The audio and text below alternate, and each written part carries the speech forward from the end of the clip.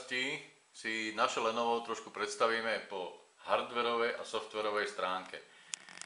Ako vidíte, predo mnou mám už utilitku, ktorá nám identifikuje procesor. Dúfam, že sa mu to podarí zaostriť v našej kamere.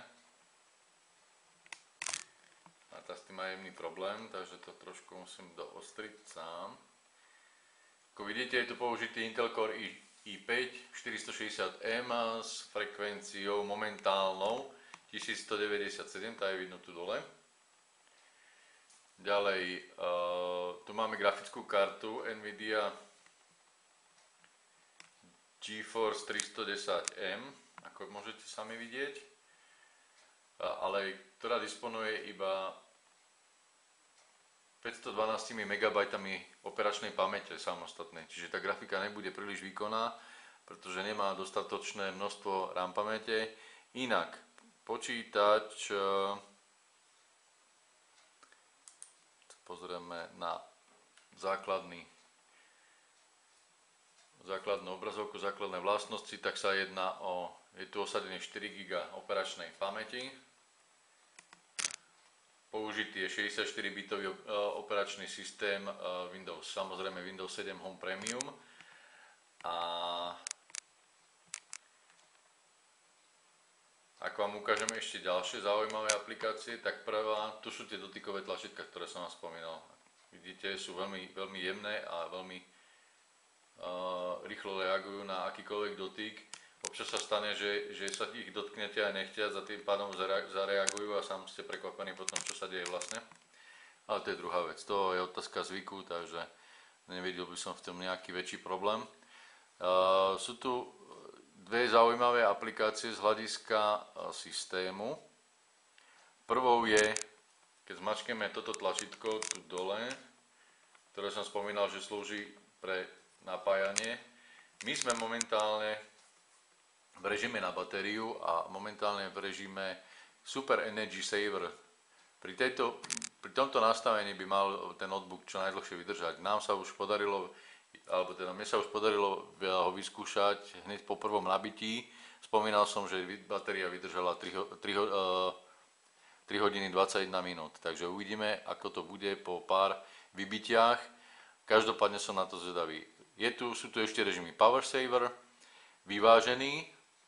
Ďalej je tu vysoký výkon, alebo teda High Performance a energetická hviezda. Čiže na výber je to spracované, dokonca si to ešte sami môžete prispôsobiť podľa momentálnych potrieb, čiže je to veľmi iné. Druhá aplikácia, ktorá ma zaujala, je Veriface.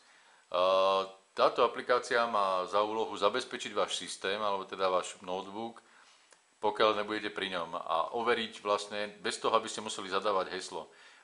Deje sa to vlastne na báze fotografie vašej tváre, ktorú si naskenujete a potom pri prihlasovaní sa tá fotografia porovnáva so zosnímaným aktuálnym obrazom. Celkom zaujímavé. Ja som si pre vás pripravil ešte jednu ukážku, ako to bude vyzerať, keď hodíme ten notebook do režimu High Performance a pustíme si Call of Duty Black Ops. Sami uvidíte, ako to tá grafická karta Nvidia GeForce zvláda. Ahojte. Vidíte, že dnešné displeje vám môžu slúžiť ako zrkadlom. Poďme sa pozrieť na nastavenie grafickej karty.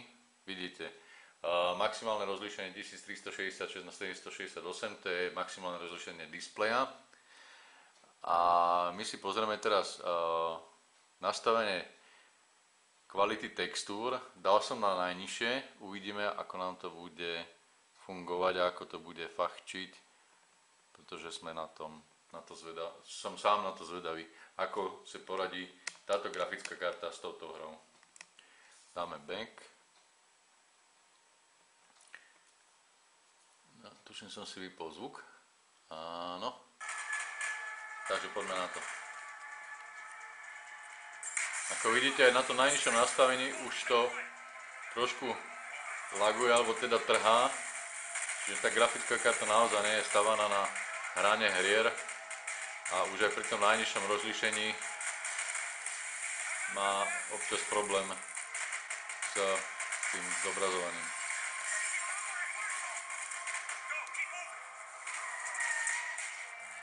Takže len na takú krátku ukážku som chcel, aby ste mali predstavu zhruba, ako to funguje a ako to vyzerá.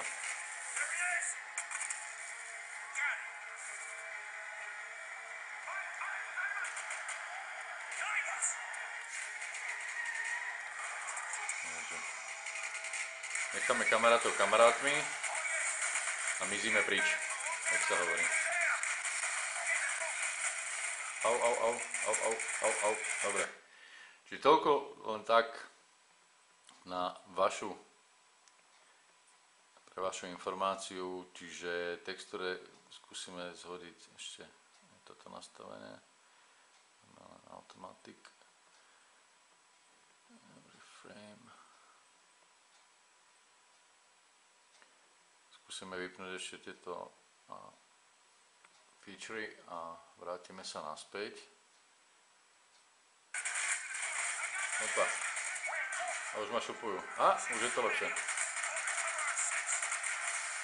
Zdá sa, že to bude aj celkom hrateľné. Takže máme nastúpiť, výborné.